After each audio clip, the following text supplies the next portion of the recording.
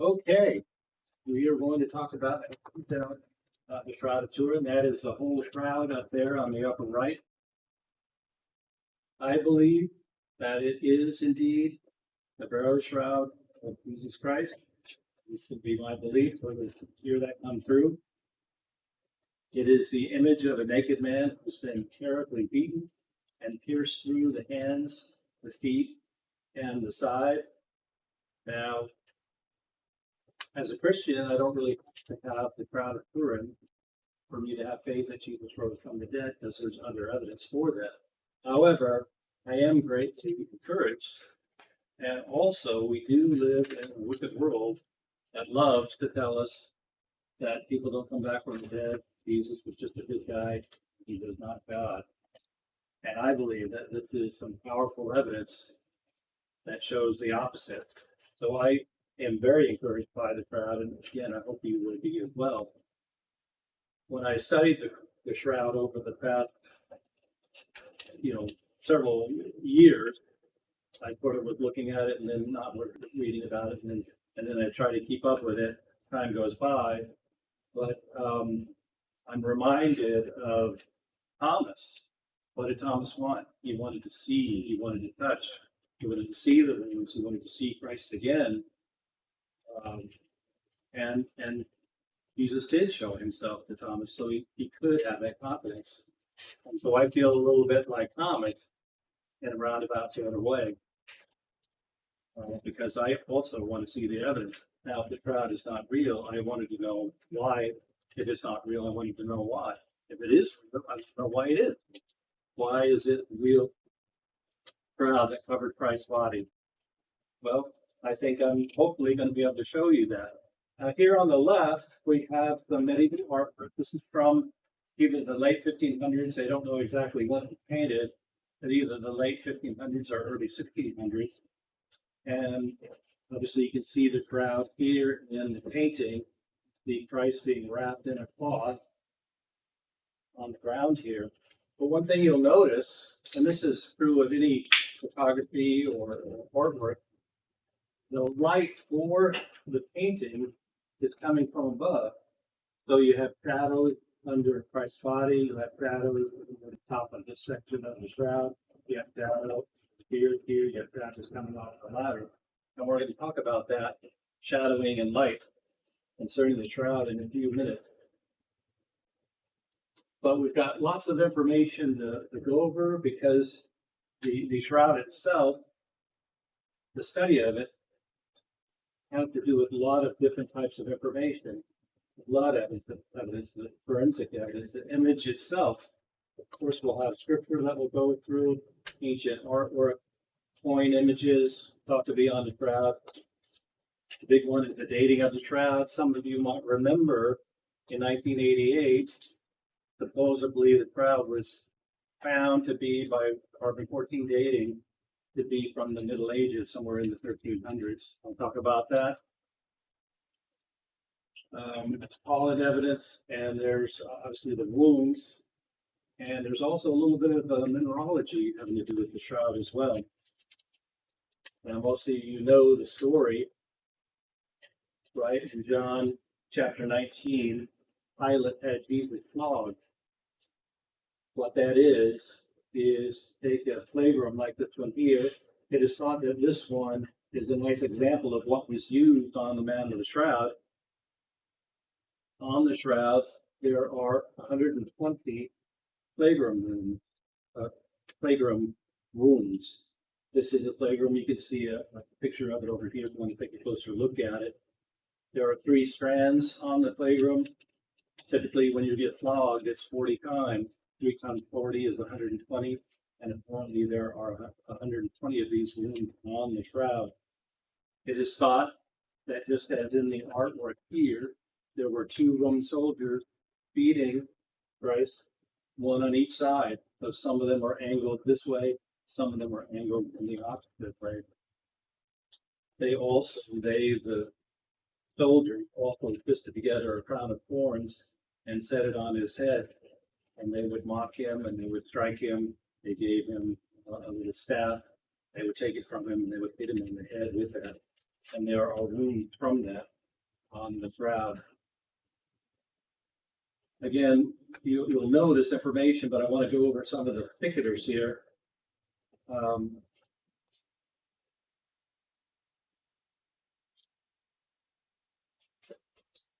Joseph, who had become a disciple of Christ, came and got the body of the Lord from Pilate. He gave it to him. He wrapped him in a linen cloth, and he put him in a tomb that he had cut out for himself. In John 19:39, it also says, also adds a little bit more information in that he and Nicodemus brought myrrh and aloes in order to bury Jesus. And of course, they also wrapped them in the spices and in strips of linen, which we'll talk about in a minute. Now, it says here, this was in accordance with the Jewish burial custom. And some people say, well, no, it really wasn't. I said, well, actually, what's going on is when someone is violently killed, they did actually go through the burial customs for someone, the Jewish burial customs for someone who was violently killed. It might not have been normal for a regular death, but for a violent death like this one, it was the normal Jewish burial customs. Obviously, on the third day, Jesus rose from the dead. The disciples found out about it. Peter and Paul went to the tomb, and they saw the strips of linen lying there. And there was also another cloth that had been wrapped around Jesus' head. I believe that cloth, which a lot of people don't know about, I believe is the Siderium of Oviedo. Has anybody heard of the Siderium of Oviedo? A few people have. I believe that that's what that cloth is, and it's set to the side. It's traditional Jewish custom to gather blood from the body and bury it with the body. When you go to bury it, you don't leave it somewhere else. You don't throw it away or something like that. You always got to keep it with it. And when they went in, they saw and they believed. I believe that they saw the image on the crowd, but it doesn't say that. But they saw the linen strips and they saw and believed. Now we have an interesting verse here in Galatians that would be later, obviously after the resurrection and after Christ went up into heaven. But it talks about, you foolish Galatians, who has bewitched you? For before your very eyes, Christ Jesus was clearly portrayed as crucified. I believe that this might actually be a reference to the shroud, a reference to Paul showing the Galatians the Shroud of Turin, so that they could actually see Jesus as being portrayed as crucified. You'll have to make up your own mind about that, as whether or not you believe that. But I think that's probably what it is. But anyway, that's with me. Now, going back to the image, this is the way the shroud was wrapped around Jesus' body. You can see half of it there. That's a copy. That's not real. But one thing that's absolutely strange about the image, and when scientists look at the image and they think how it was made, they believe that a high energy light force shot off of the body and it was collimated. When it says that it's collimated, that means it's parallel lines of high energy light. That's what they believe. Coming off the body, going up, and going down. And this is interesting because, as I mentioned before in that artwork, the artwork has a source for the light. You don't see the light, but you see the shadow. But here you don't have a quote-unquote source for the light casting shadows on the image of the shroud. So it's rather strange in how it was formed. And the greater distance from the shroud that the body was believed to be, the dimmer the image is. So some of the leg images on the front and back are a little dim compared to, say, the knees or the head, the hands area. What's also sort of interesting, and I don't know how they did this, but they are thinking that an energy source that only lasted 1/40th of a billionth of a second high energy caused the image on the shroud. Here's the shroud itself. Up at the top, it may be a little hard to see, but there was a strip that was cut off of the shroud and then resewn back onto the shroud. Up there at the top, obviously you have the two sides of the head, the front and back. You have the knees, you have the feet on the very end. There's blood from the feet. There's blood from the side. There's blood around the head. The Shroud of Turin itself is about 14 feet by 4 feet, which corresponds very nicely to 8 by 2 cubits. Cubits, of course, are measurements that Jewish people used back in the first century and other times as well.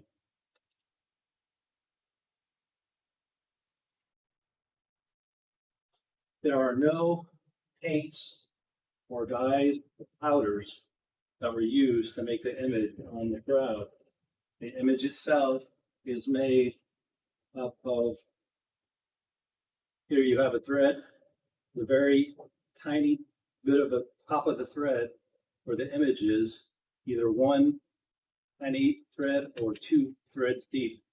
That's how shallow the image is. And it's made because those threads are discolored, almost like they were instantly yellowed. And scientists still don't know how the image was formed. So duplicating it in the 1300s just makes no sense. There are tiny amounts of things like iron oxide, vermilion, and other pigments like from artist work on the shroud, but they're extremely tiny, and there are very few. In fact, if you were to gather them all together, you could put them on the top of the head of a pen. And it is believed that these art materials were put there because as the shroud would portray the people would bring their artworks in of the crucifixion. They would lay them on the shroud to somehow bring power from the shroud to the painting. Also, what's also very strange about the shroud is that here's the shroud image here. Here's the image of it on the right.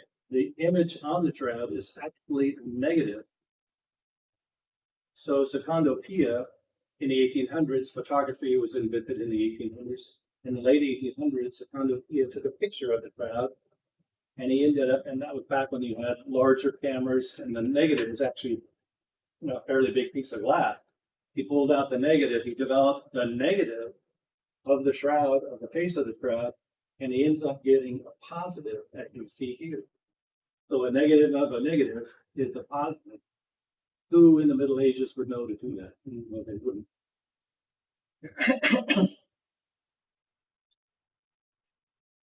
Now, once you have an image like this, you can use a computer. In particular, they've used what they call a DP8 image analyzer, and they can get, because of what I was mentioning before, they can get distance data from that two-dimensional image. And with that, they can make an image like this, image, face, and the person on the shroud. And even statues, once they process the imaging from the whole shroud, they can make a whole statue of the image of the person on the shroud, which I think is Jesus Christ. You can see here his knees are bent, his head is bowed down. This is very consistent with him hanging on the cross, dying on the cross.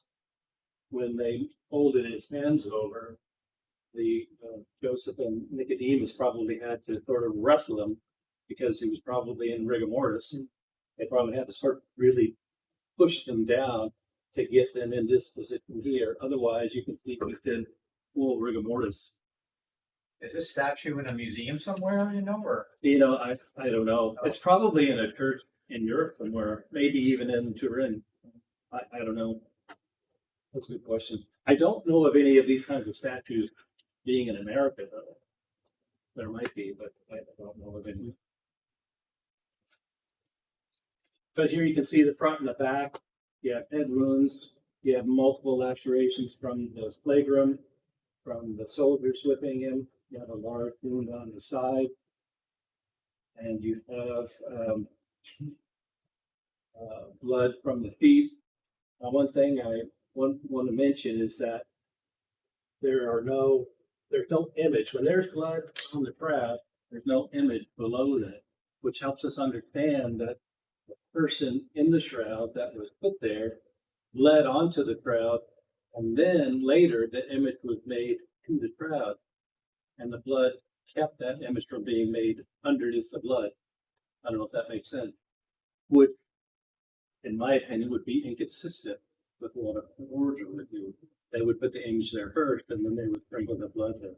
So there, or you can't see it here, and I don't think you can see it on there either. But if you had a better picture, you could see wounds on the knees of the shroud.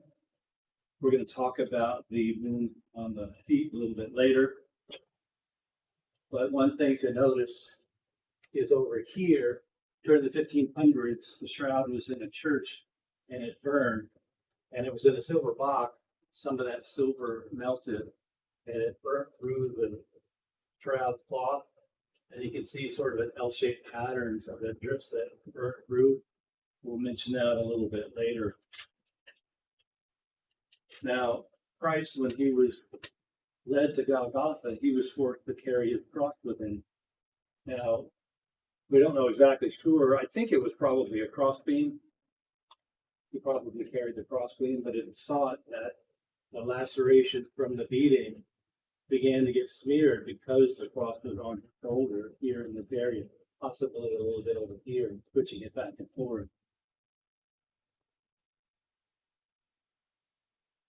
As you know, later on, Simon of Cyrene was pressed into carrying the cross the way because Jesus couldn't make it. So you're saying the blood was smeared, blood images were smeared because the cross wood was. I think it's even more than that. It was not only that, but also the scar itself was flattened by way of the wood being pressed on there. And that's why it looks a little bit more smudgy and less clear than these other ones. Oops, that's right. At some point, well, in John 18:22, one of the officials, you might remember, struck him on the face. It appears as though he does have quite a swollen cheek on his right cheek here. I'm sorry, his left cheek. They've analyzed the wounds from the crown of thorns on the image on the shroud. They believe that there are 15 of these wounds.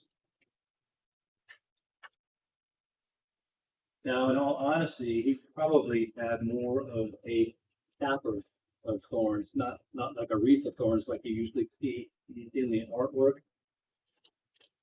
There's the back of the shroud there. You can see the blood stains. There are, in these blood stains, which they've analyzed very closely, they have found fragments of thorns. And they've also found fragments of wood. These tiny pieces of wood would have been from the cross that Jesus was back up against, and of course the fragments of the thorn. Obviously, he got found with them sounding.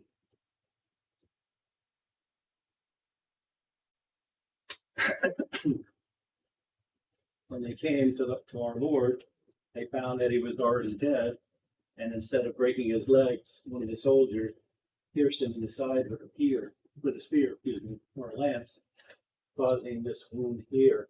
So the wound is approximately 2 inches wide, and your typical Roman lance also is about 2 inches wide. All the blood that you see on the crowd, when they turn the lights off and they use the UV light, they'll see serum. They'll see the serum fluoresce from the UV light, and all of these blood stains. And of course, here, not only did blood come out, but serum came out as well. You can see a little bit of, perhaps a little bit of an extended belly here. It is thought that that is a result of Christ's asphyxiation on the cross.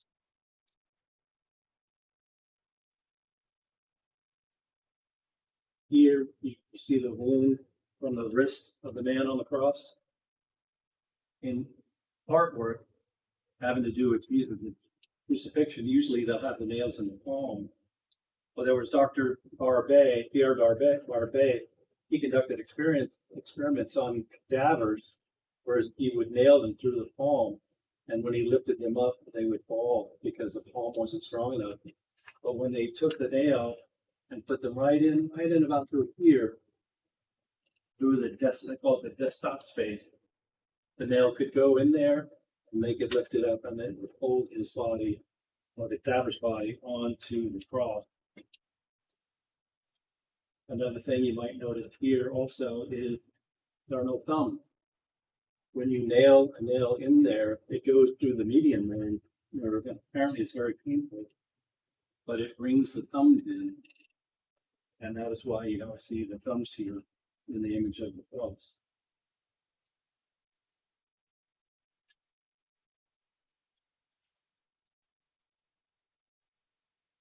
This is the back image. That's the front image over there, but in the back image, there's quite a bit of blood from the feet.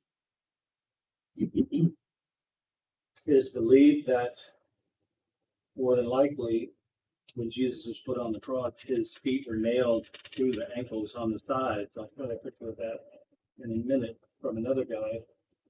Here's some blood, which apparently did come off of the heel, but other blood came and settled on the bottom of his foot. This is the right foot here, left foot over there. And you can see there's no image protector there because the blood was in the way of that process.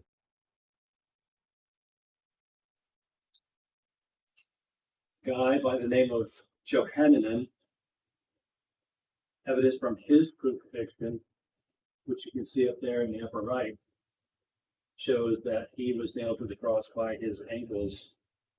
It's sort of gruesome, but when they crucified people, they would normally leave the body up for quite a while. So typically it was scavenged by wild animals and torn down. But in this case, they did find some archaeology, and of course, with the Shroud of Turin, we know that Jesus' body was taken care of, at least as far as burying it properly.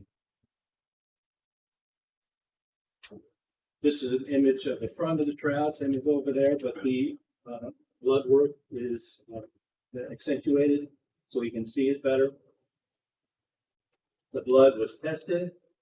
It is of an AB type, which about 3% of the world has.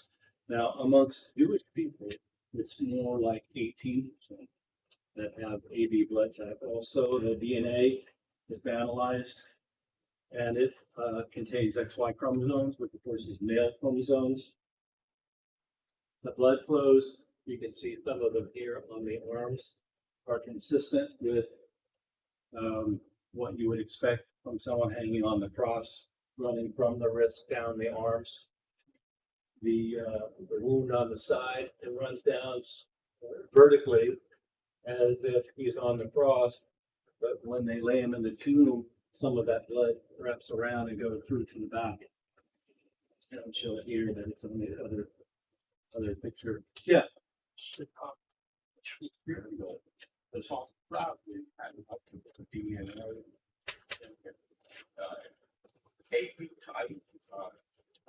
I don't know. I would presume a fair amount, you know. Yes. Yeah. Non. Right. I don't honestly know exactly how much, but obviously enough to get those kinds of readings. We can do a lot with a little nowadays, but that is, that's true. Again, the image was formed after the blood was put on the shroud because there's no image underneath the blood, which seemed completely antithetical to a forger doing the work.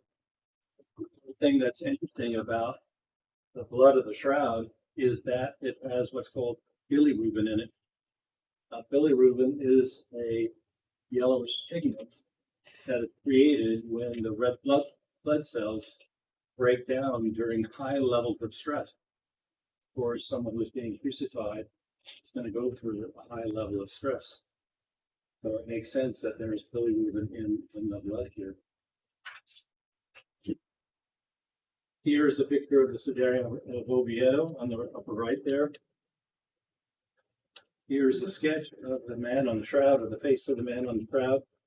It is a linen cloth about 30 inches by 19 inches. And it is believed that this particular section here would have been the section that was placed on Jesus when he was on the cross. Out of respect, they would cover his head before they took him down. So they placed it on his head, they took him down, and during that process, a significant amount of blood came out of his mouth and nose. And this part in here is left to be that letter in there, which covered his face. The cloth was then wrapped around, receiving blood from the wounds on the back of his head. As I mentioned in John 20, verse 6, it talks about the strips of linen lying there, and then there was also the cloth that had been wrapped around his head. I think that is this one here. There are 30 pollen types on the Sudarium of Oviedo, and 3 of them strictly come from the area of Israel. Now, the history of the Sudarium is known quite well back to the 4th century. And from the 11th century, the Sudarium has been kept at the cathedral town of Oviedo in northern Spain. Now, there are properties consistent with the Shroud of Turin and also the Sudarium of Oviedo. I'd like to portray them here in the table. But you have the face dimensions, you have the blood type being AB. I don't know if I mentioned that, but the blood type on the Sudarium is AB blood type. The blood type for the Sudarium also has bilirubin in it, just like the Shroud. On the Sudarium of Oviedo, not only does it have blood on it, but it also has pulmonary serum on it, which is consistent with crucifixion and there being pulmonary edema which occurs on the body, which means that they have fluid in their lungs. So when they took down the Lord off the cross with a sheet above his face, that fluid came out of his lungs onto the Sudarium. These are the 3 types of pollen from the area of Israel. They're also found on the Shroud. Also, aloe and mist are found on both cloths. We talked a little bit about the 1988 carbon-14 date, which I'll mention on the next slide. But here are some other dates that have been performed. Fourier transfer infrared spectroscopy was done, getting a date of about 300 BC. They did an interesting test where they took ancient pieces of linen that they knew the date of, and they tested the strength of it. And they can estimate how strong, depending on how strong a thread is, they can then estimate how old the shroud is, because it's made of the same material. They come up with about 400 AD. Background radiation, this one's kind of an interesting one too. With background radiation, it deteriorates any cloth, anything really. Well, what they did was there was some linen that was found in and amongst the Dead Sea Scrolls. Well, that linen was analyzed for its decay and compared to the decay found on the Shroud of Turin, and they ended up getting this range for the Shroud, knowing that the other linen was from the Dead Sea Scrolls, and they knew when those were put there. Now, a date that was found, that angle X-ray scattering, and that was found this year. And this is also pretty interesting. At Masada, which is where when the Jews were rebelling against the Romans, they ended up going to the fortress of Masada.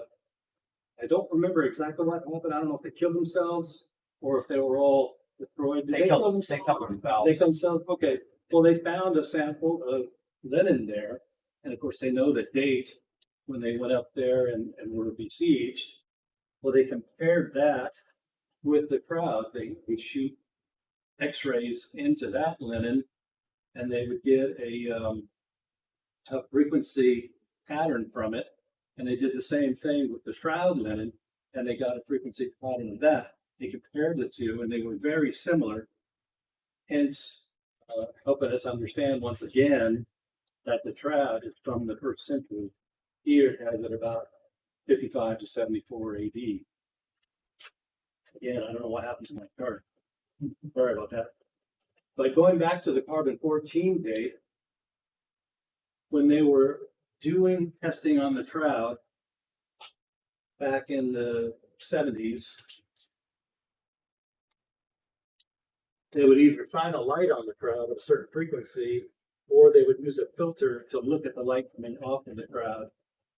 And they were able to see that the shroud proper had this color to it, but on the corners, it would have this sort of greenish look to it, telling them, as they looked very closely at the cloth, telling them that these parts were repaired.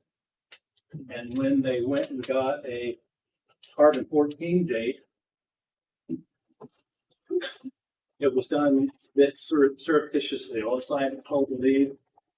People came in, put the piece, and they took the piece from this green area, which was repaired, and they sent it off to, Oxford University, to the British Museum, to the University of Arizona, and the results were from the 1300s, right?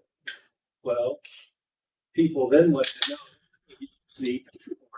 the overall test report, and they would not do it.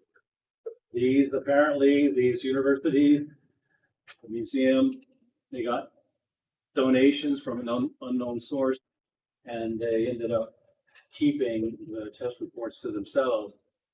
Well, after many years, 27 years to be exact, these reports were made public, and in those reports, they found that the samples that they were given, I'll use their word, they were inhomogeneous, meaning that they had a mixture of linen with cotton. And of course, Jews would never do that. They always used one or the other. So even back then, they knew it was a bogus test, but they refused to tell the public because of these donations, anonymous donations.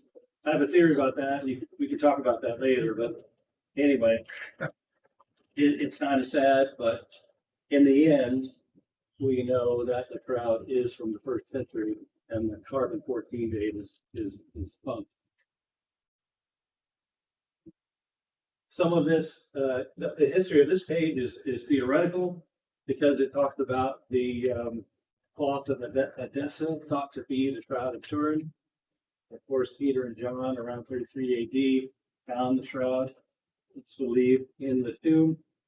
Now there was a disciple of Christ named Thaddeus who believed took the shroud to King Abgar, the king of Edessa. Edessa is in eastern Turkey. I believe it is now called Urfa. Edessa, that is. He became a Christian, or he was a Christian, so he wanted Thaddeus to come see him. Unfortunately, King Abgar's son, who was sentenced to the throne after his death, he went back to paganism. And so at some point, for safekeeping, they took the cloth of Edessa, which thought to be the Shroud of Turin, and they hid it in the gates of Edessa. It might have been to protect it from the pagans, or it might have been because apparently Edessa is prone to flooding. So maybe they put it in there to keep it safe from that flooding.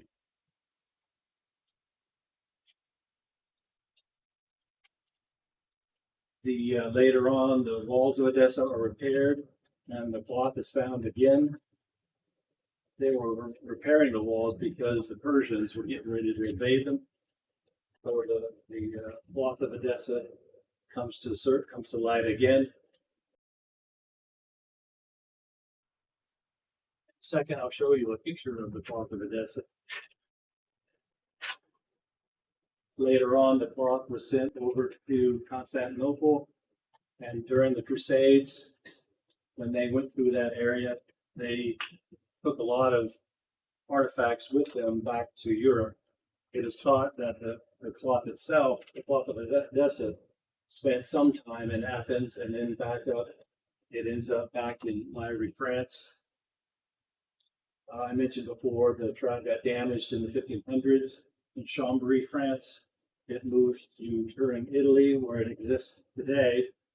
But then during World War II, it was also moved to keep it safe. And later in 1978, the Shroud of Turin research project occurs. And then, of course, after that, the carbon-14 date of 1988 occurred. I mentioned the pollen on the shroud. 58 species of plants of pollen are found. The majority of them are from the Dead Sea area, which is Israel and Turkey. The second most comes from the Edessa area, Edessa being the ancient capital of Syria. Of course, the Shroud of Turin had spent 700 years in Europe, so you would expect that some pollen would be from Europe, which is true. Of the 58 species of plant, the bean caper is a rather interesting one.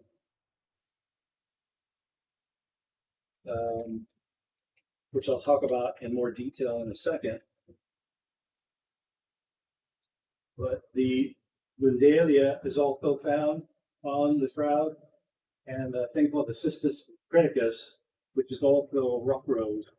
It is thought that on the shroud you can actually see a faded image of a rock rose on the shroud if you have a good picture of it and you look closely enough at it. We're going to look at some images on the shroud here in a second. You can decide for yourself whether or not they're really there or not.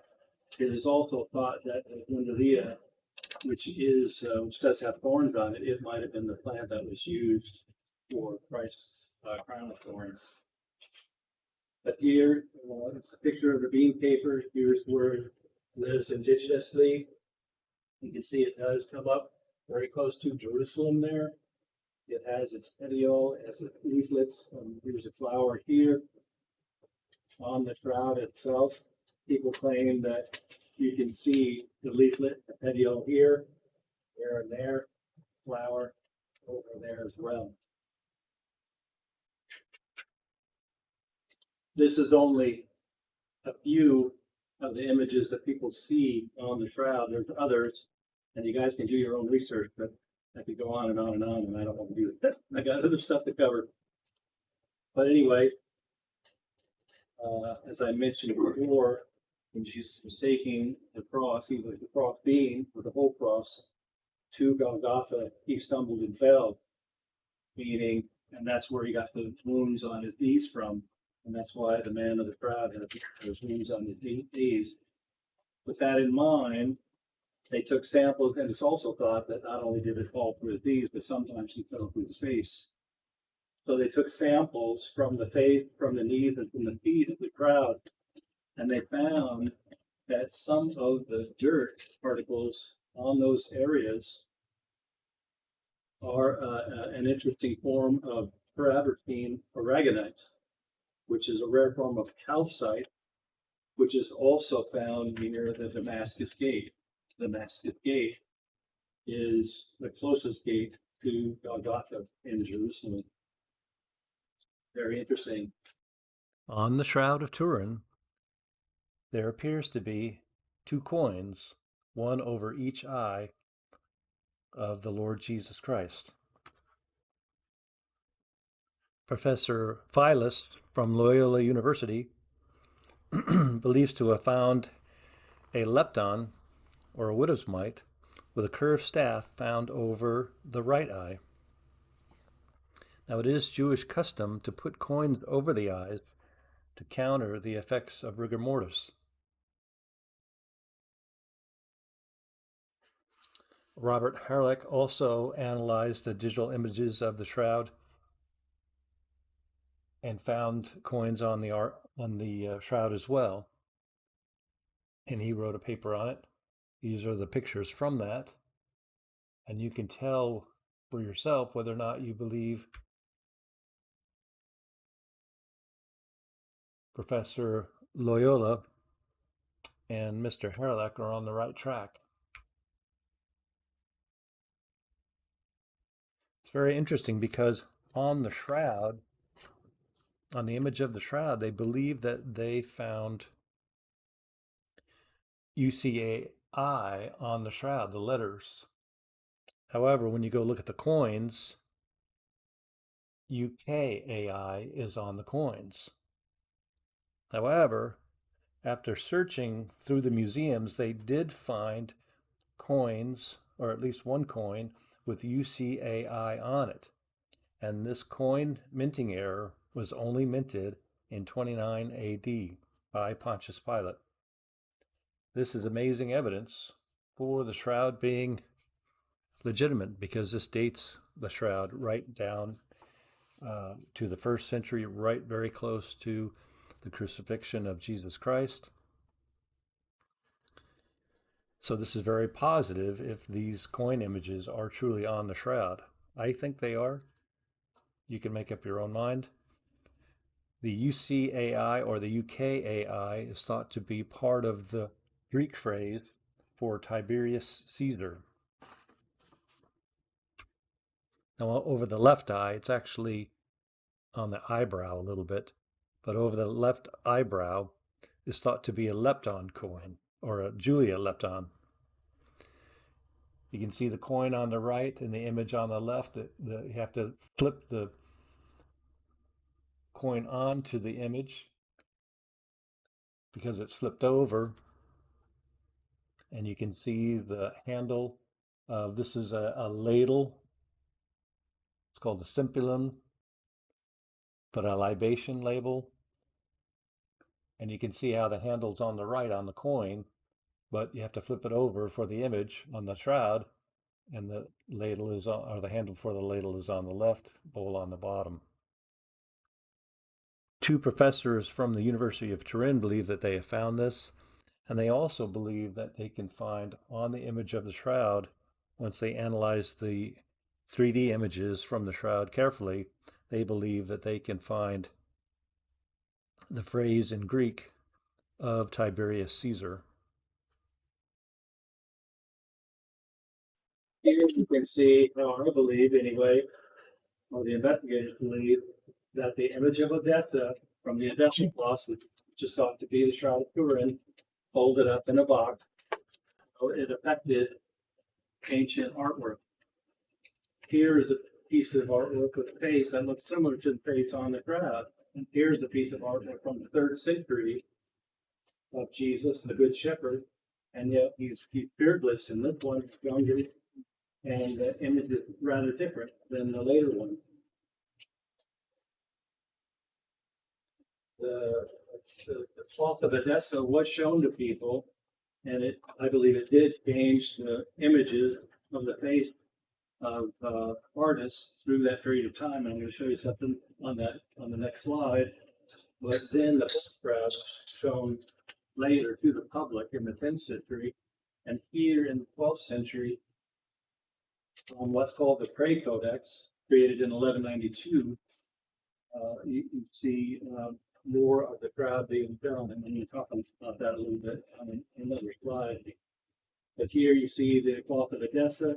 It is thought to be a folded cloth, the Shroud of Turin folded inside a box with a lid with a hole in it, so you can see the face of the man on the shroud, Jesus Christ. And here's the more early century images of Christ, and here he's beardless. Well, that's because they didn't know what he looked like. But later on, from the 6th century and onward, he's a bearded man, and sometimes he even has a swollen cheek. And there are other consistencies between these images and the image of the man on the shroud. I mentioned the Cray Codex, which is interesting. Here, this was created in 1192, before the 1300s, and here it is showing the man on the crowd.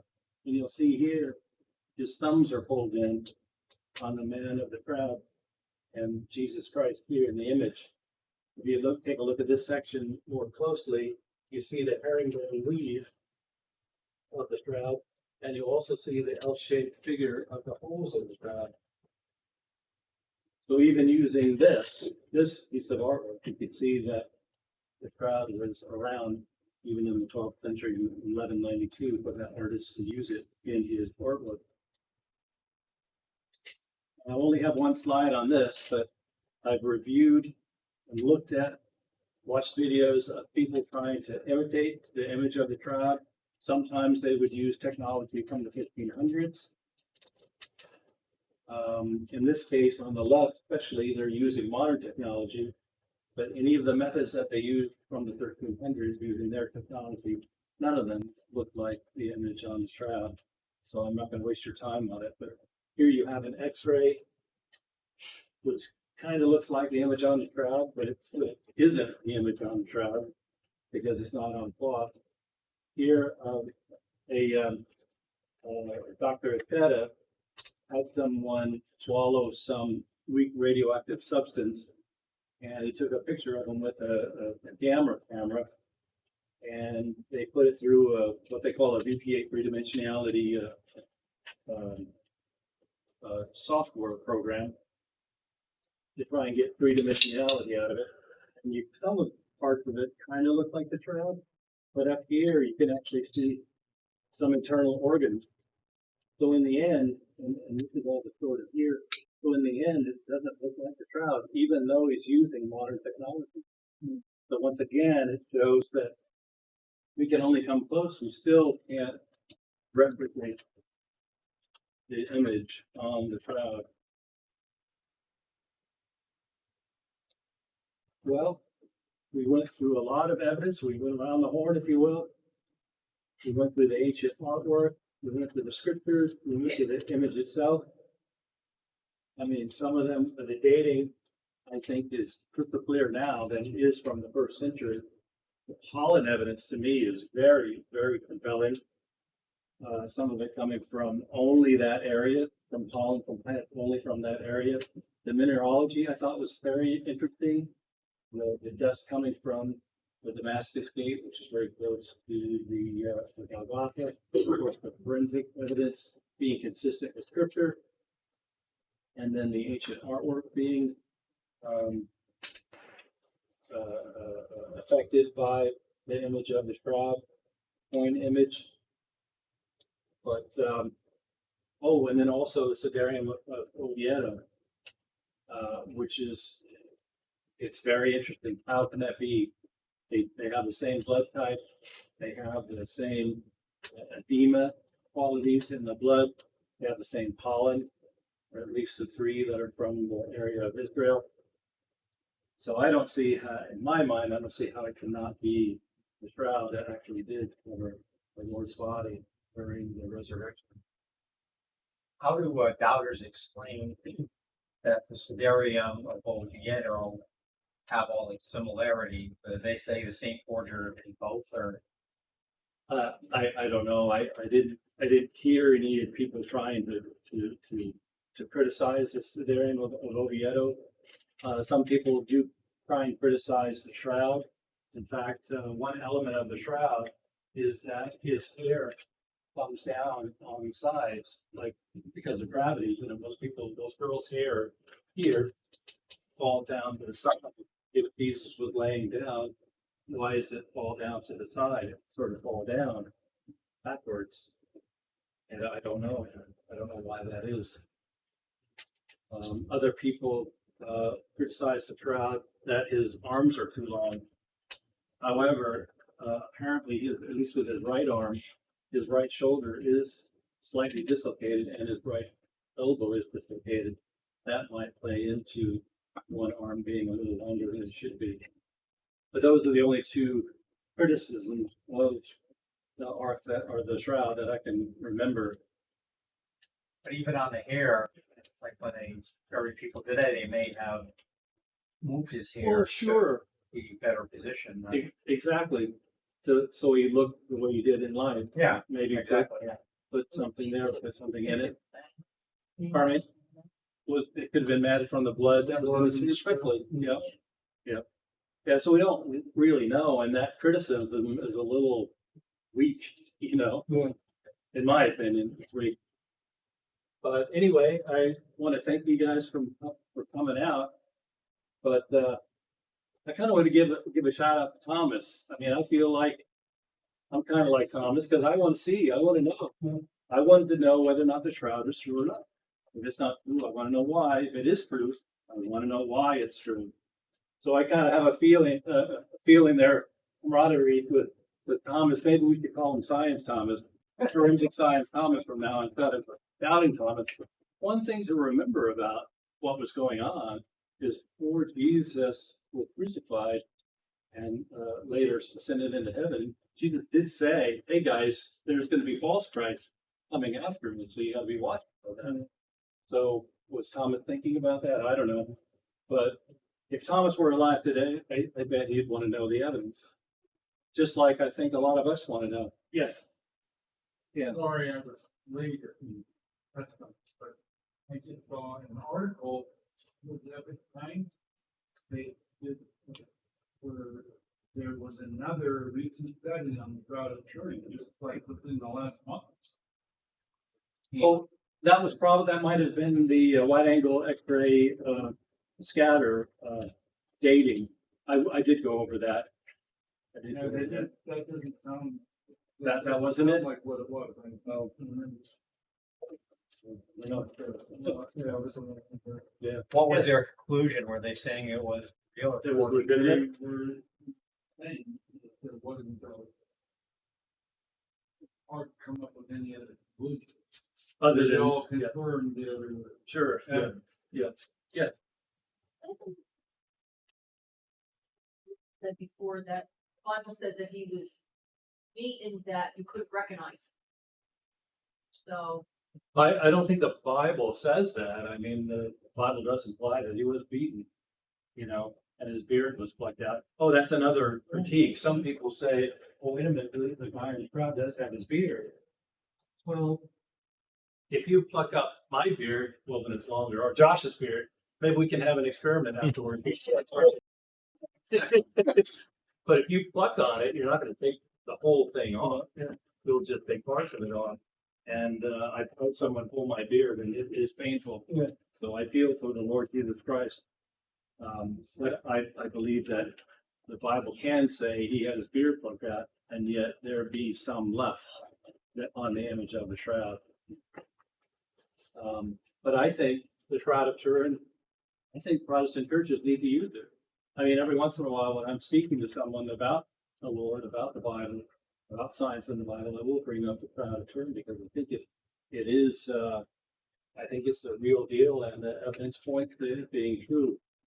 And another thing I like to say at the end of all my lectures, the Bible is right after all. Proven once again, and I hope that you guys, that all of you believe that the Bible is true, and that you too have Jesus in your heart as Lord and Savior, because He's coming back soon. I think He's coming back soon with everything that's going on. Yes, Chief.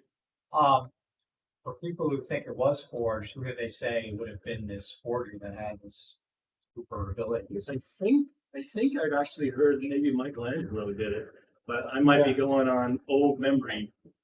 But that might be a possible option I mean, it would take someone of that caliber to even dream of. I mean, yeah. I mean, Well- who would think of making a negative? They don't even know what a negative is. Right. That's the problem Exactly. number one. And it wouldn't be something an artist would do for art. It would only be for the intent of trying to Right. forge something. Exactly. At that time, they would have no way of knowing that this, was Right. I mean, I'm just thinking. Yeah. I mean, where did they get the pollen for us to find 2,000 or 700 years later? Who would even think of that? Who would do that? You said, well, where'd they get the blood? Where Exactly. In the European world, AV blood is only 3%. Yeah, only 3% of the population. Yeah, but I'll get you.